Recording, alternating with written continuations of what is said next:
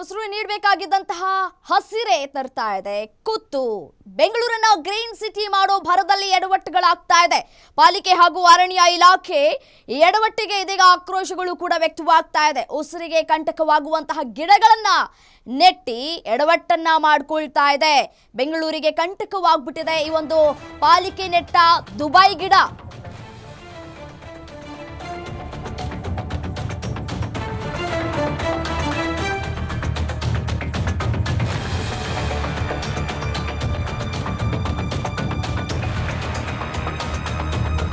ನಗರದಲ್ಲಿ ಹಲವು ಕಡೆ ಕೋನೋಕಾರ್ಪಸ್ ಗಿಡವನ್ನ ನೆಟ್ಟಿದೆ ಪಾಲಿಕೆ.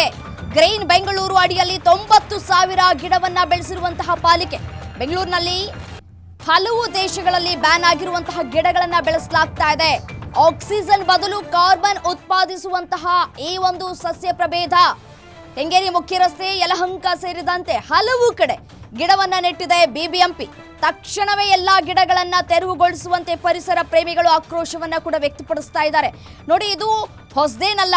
2024ರ ಜೂನ್ ತಿಂಗಳಲ್ಲೂ ಕೂಡ ಗಿಡವನ್ನ ನೆಟ್ಟಂತಹ ಸಂದರ್ಭದಲ್ಲೇ ಸಾಕಷ್ಟು ಆಕ್ರೋಶಗಳು ಕೂಡ ವ್ಯಕ್ತವಾಗಿತ್ತು. ಅದನ್ನ ತೆರವುಗೊಳಿಸಬೇಕು, ಆ ಒಂದು ಗಿಡವನ್ನ ತೆರವುಗೊಳಿಸಬೇಕು, ಆ ಗಿಡದ ಬದಲು ಬೇರೆ ಗಿಡಗಳನ್ನ ನೆಡಬೇಕು ಅಂತ ಹೇಳಿ ಪರಿಸರ ಪ್ರೇಮಿಗಳು ಆಗ್ರಹಿಸಿದ್ರು. ಬಟ್ ಆದ್ರೆ ಅದು ಇಲ್ಲಿಯವರೆಗೂ ಕೂಡ ಆಗಿಲ್ಲ. ವರ್ಷ ಕಳೀತಾ ಬಂದಿದೆ, ಆದ್ರೆ ಇಲ್ಲಿವರೆಗೂ ಕೂಡ ಬದಲಾವಣೆ ಮಾಡುವಂತಹ ಕೆಲಸಕ್ಕೂ ಕೂಡ ಮುಂದಾಗ್ತಾ ಇಲ್ಲ. ಮತ್ತೆ ಅದರ ಬೀಜಗಳು ಕೂಡ ಉದುರಿದಂತಹ ಸಂದರ್ಭದಲ್ಲಿ ಮತ್ತೆ ಹೊಸ ಗಿಡಗಳು ಕೂಡ ಬೆಳೆಯುತ್ತೆ. ಅದರಿಂದ ಬಹಳಷ್ಟು ತೊಂದರೆಗಳಾಗತ್ತೆ, ಮತ್ತೆ ಅಂತರ್ಜಲ ಮಟ್ಟ ಕುಸಿತ ಆಗತ್ತೆ ಅನ್ನುವಂತಹ ಮಾತುಗಳು ಕೂಡ ಕೇಳಿ ಬರ್ತಾ ಇದೆ.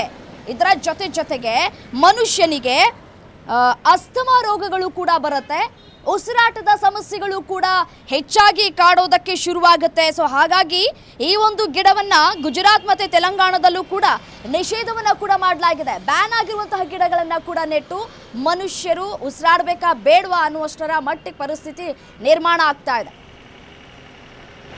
ಒಟ್ಟಲ್ಲಿ ಸಿಲಿಕಾನ್ ಸಿಟಿ ಬೆಂಗಳೂರಿನಲ್ಲಿ ಉಸಿರಾಡೋದೇ ಕಷ್ಟ ಅಂತ ಆಗಿದೆ. ಈ ಮಧ್ಯೆ ಬಿಬಿಎಂಪಿ ದುಬೈ ಗಿಡಗಳನ್ನ ನೆಟ್ಟು, ಅದರಲ್ಲೂ ಕಾರ್ಬನ್ ಡೈಆಕ್ಸೈಡ್ಗಳನ್ನ ಬಿಡುವಂತಹ ಗಿಡಗಳನ್ನ ನೆಟ್ಟು ಜನರನ್ನ ಇನ್ನಷ್ಟು ಉಸಿರುಗಟ್ಟಿಸ್ತಾ ಇದೆ.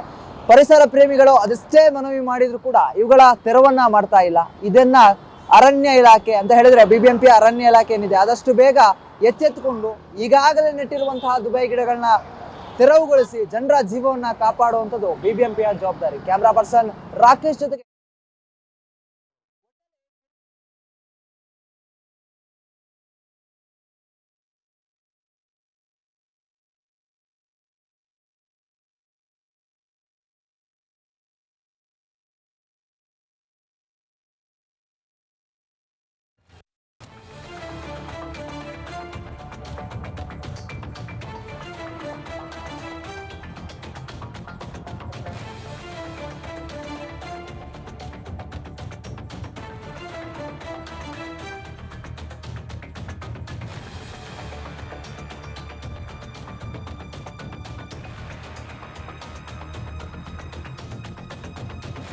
ಸಿಲಿಕಾನ್ ಸಿಟಿಯ ಸೌಂದರ್ಯವನ್ನ ಹೆಚ್ಚಿಸಬೇಕು, ಜೊತೆಗೆ ಗ್ರೀನ್ ಬೆಂಗಳೂರು ಮಾಡಬೇಕು ಅಂತ ಹೊರಟಿರುವಂತಹ ಬಿಬಿಎಂಪಿ ಮತ್ತೊಂದು ಎಡವಟ್ಟನ್ನ ಕೂಡ ಮಾಡಿಕೊಂಡಿದೆ.